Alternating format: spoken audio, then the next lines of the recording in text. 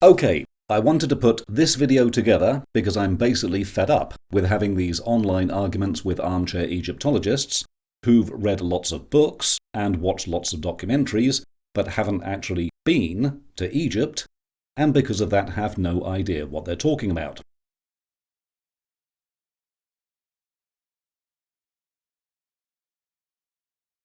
So, this is the standard version of Egyptian history we're taught.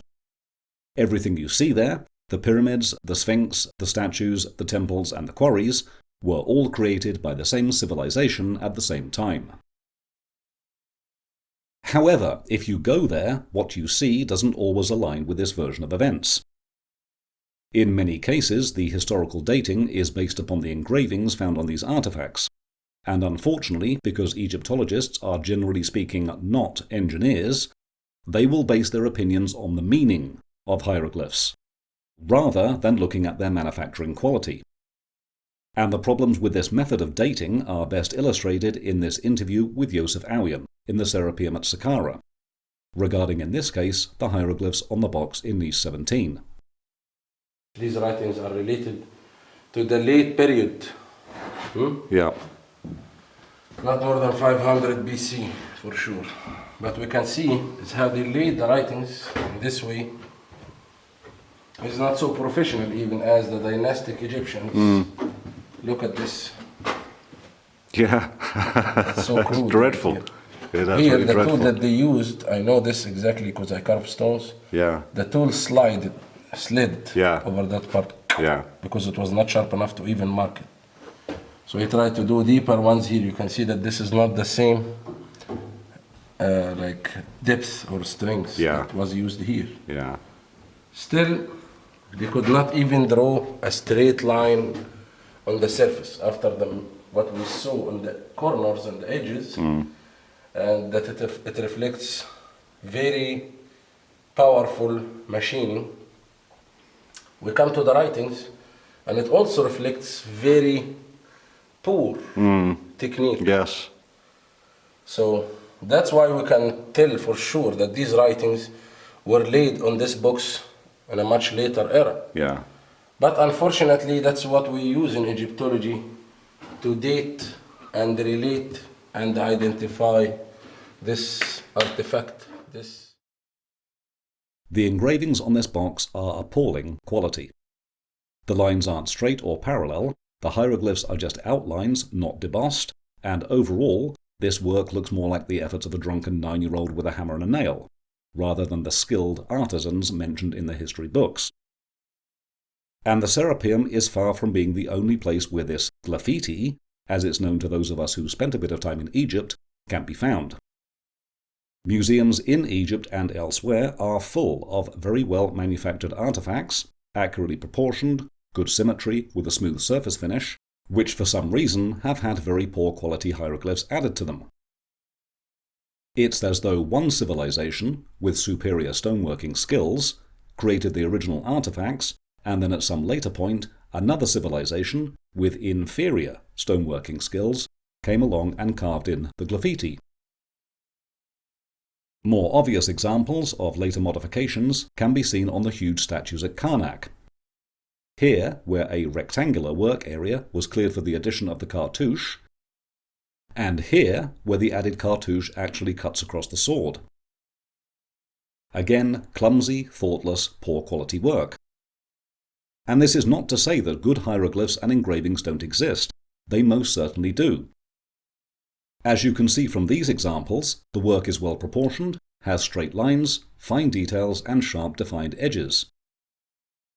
A far cry from this dreadful quality work, which is bordering on, in my opinion, vandalism.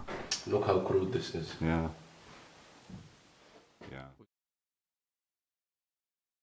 Some of these artifacts have obviously been reworked. But why was this done?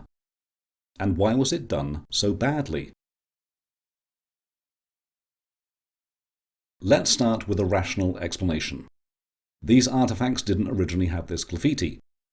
A new pharaoh came to power and ordered his stonemasons to update them to give the impression that they were created in and therefore belonged to his new kingdom. In some cases, the original wall reliefs on Egyptian temples were carved intentionally very deeply to prevent exactly this process occurring. But this is good quality work. If this graffiti really was ordered by a new pharaoh, it's very difficult to imagine that he would have been happy with these results. And, to add further confusion, there are even some artifacts with good and bad hieroglyphs. Who exactly were they trying to fool with this? If this was an attempt to update these boxes at the Serapeum, why was it done to only one of them, when there are more than 20 similar stone boxes at this site? So how about an irrational explanation? Something that's completely inexplicable, where, for example, a group of amateurs or drunken enthusiasts just did this for their own amusement and we will never know why. Well, possibly, but whoever scratched in the graffiti on the box in niche 17 didn't just do this in a fit of misguided creativity. It was done to all 4 faces of the box, some of which measure approximately 7 feet by 12 feet, and even though it's very poor quality work, it would have still required time, effort, and planning. The Serapeum is a subterranean network of tunnels, so without some form of lighting, they would have been working in the dark. And whoever did this also brought a toolbox with them. We know this because a shallower groove cut on one of the faces has been interrupted by a deeper groove, indicating that a heavier chisel was needed to carve through a harder section of the stone. So there are problems with both the rational and irrational explanations for this graffiti. But there are a couple of other things found at the Serapeum, and these could be the clues that not only explain the graffiti, but reveal another, quite different version of history in this region of the world. This lid never made it to the box it was designed for in niche 2. It was abandoned near the entrance for reasons unknown. This box was also abandoned on its way in and never made it to one of the empty niches. Its lid can be found in another corridor. And the reason these stray artifacts are where they are today could be that the Serapeum was never actually finished.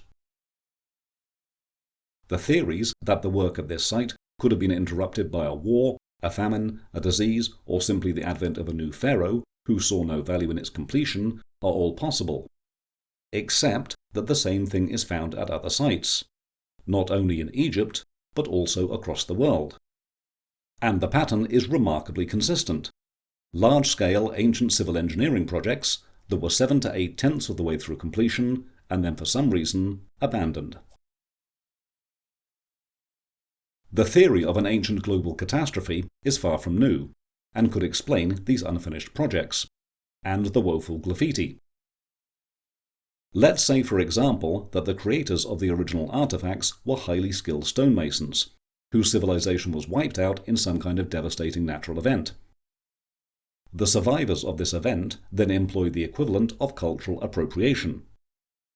They took ownership of these abandoned artifacts and modified them, in an attempt to convince everyone else that they were manufactured by their post-catastrophe civilization. In other words, they tried to stitch together 2 ends of a broken historical timeline, and by doing so, authored the very same narrative repeated by the armchair Egyptologists today. Everything you see in Egypt was created by the same civilization at the same time. Unfortunately, these survivors were not expert stonemasons, and it looks like they may have realized this. After seeing the dreadful results of their efforts on the box in niche 17, whoever ordered this work said stop, and don't bother doing the others. But we know that everything in Egypt was created at the same time, insist the armchair Egyptologists. We have Howard Weiss's quarry marks and the carbon dating of the fillet from the pyramids. Well, again, possibly, but this only holds true if you ignore the distinct possibility that the pyramids were built in stages over a much longer timeline. And once again, we're looking at the work of more than one civilization. This is only a fringe theory at the moment. However, it does explain a few things, including the so-called air shafts in the pyramids of Khufu and Menkaure that today lead nowhere. Perhaps, in the past, they did. And of course there's the Great Sphinx, the head of which is disproportionately small in comparison to the body and the legs. It may have originally had the head of a lion or lioness, and was again reworked by the survivors of this catastrophic event. Unlike the armchair Egyptologists, if you've actually been to Egypt, you will know that in archaeological terms it's a patchwork quilt. There are untouched originals, but there are also modifications, repairs, and even fakes. The theory presented here is literally just that, a theory. But it's a theory that happens to fit the physical evidence.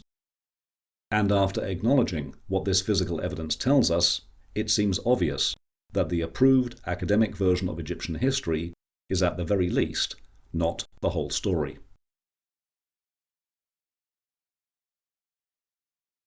If you enjoyed this video, please like, comment, share, and subscribe to this channel.